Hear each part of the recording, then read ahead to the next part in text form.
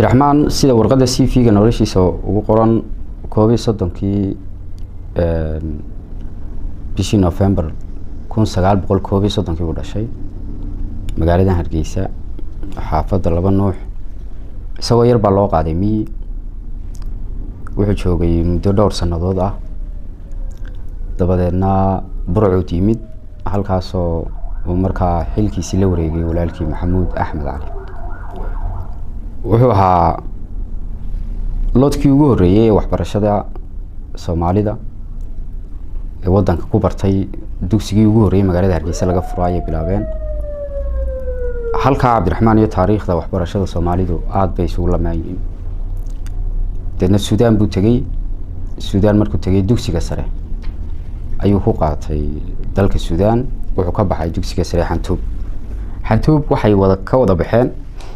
madax badan oo dalka Suudaan ku caan ka ah ama soo xukumay iyo rag musaqifiin ah mufakiriin ah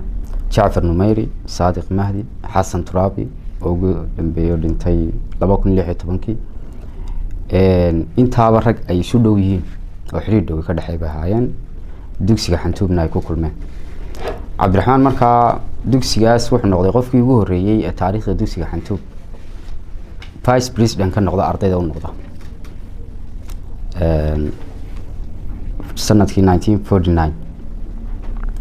cabdiraxmaan wuxuu soo noqday Hargeysa ku soo noqday markuu dugsiga dhameeyay sare kadib wuxuu ahaa Soomaaligii ugu horeeyay ee dugsigii sare markuu ka soo baxay direct loogu diro jaamacad Exeter University buu tagay 1956 ayuu dalka ku soo noqday DC assistant buu ka noqday magaalada Boorama uu ka dalaco DC buu noqday laba gobol waqooyi bari iyo waqooyi galbeedba Hargeysa iyo Burco labadaba wuxuu ka soo noqday Barasab 1964 buu gudbay shaqada arrimaha dibadda wuxuu noqday safiirkii ugu horeeyay Soomaaliyeed ee wadanka Suudaan xiriirka qotada dheer ee Soomaalida iyo Suudaanta ka dhaxeeyay ilaa maanta jira cabdiraxmaan Axmed Cali ayaa buddigay oo jidibada u aasay waxa halka cabdiraxmaan ka sii horeeyay macalinkiisii Yuusuf Xaajaan cilmi qabiilo qonsulka ahaa cabdiraxmaan 1971 64 to 71 ayuu joogay dalka Suudaan in muddo ah oo 69kii markii uu doorashada isu sharaxayay doorashadii food 69kii dhacday oo Burco iska sharaxay isagoo ta xisbi shafarood iyo calaacal loo jiray cabdiraxmaan Axmed Cali deedna dalkii labaad ee wuxuu tagay uu safiir ka noqday Ethiopia 72 ilaa 77 halkaas waxa aad loogu xasuustaa ama taariikhda hadii laga sheekeeyo xiriirka dawladda Ethiopia iyo Soomaaliya xilligaas iyo wixii dhex marayba cabdiraxmaan waa mid u ah udub dhaxaad dagaalkii 77kii sidoo Ethiopia iyo dhexdeeda uga shaqeeyay 77kii markaa ka soo baxay Ethiopia East Germany Berlin baa la geeyay markaa Berlin kumu dheeraan 62kii hadaba wuxuu soo noqday Imaaraadka 63ka dhamaadkiisii December buu ka tagay shaqooyinka uu hayay dawladda Soomaaliyeed oo dhan gabi ahaanba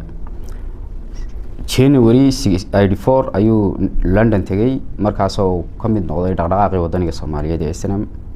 ilaa 19 gudoomiyaheeda noqonay cabdiraxmaan Axmed Cali 2003 bishii November 8 buu ku dhintay wuxuu ahaa shakhsi siyaasadda ashxaasta siyaasiyiinta Soomaalida aad uga dhex muuqda wuxuu ahaa nin diblomaasi oo aad ugu xeel dheer bal ee ragga inta badan yaqaanay waxay dhaahdaan laba qosladood buu lahaayo tan sirdoonnimada waa mid uu ku soo dhashay baa cabdiraxmaan oo ilaa yaraantiisii waxa weeyaan uu ku soo dhashayba mid kalena waxay ahayd wuxuu lahaa siyaasadda cadaanka inuu ku dhaqmo ninaan siyaasadda munaafaqad u aqoon ninaan siyaasadda been u aqoon ninaan siyaasadda waxa weeyaan laba wajiileen u noqon ayuu ahaa cabdiraxmaan Axmed Cali taasaanu taariikhda Soomaalida iyo gaar ahaan jamhuuriyadda Somaliland baa ku galay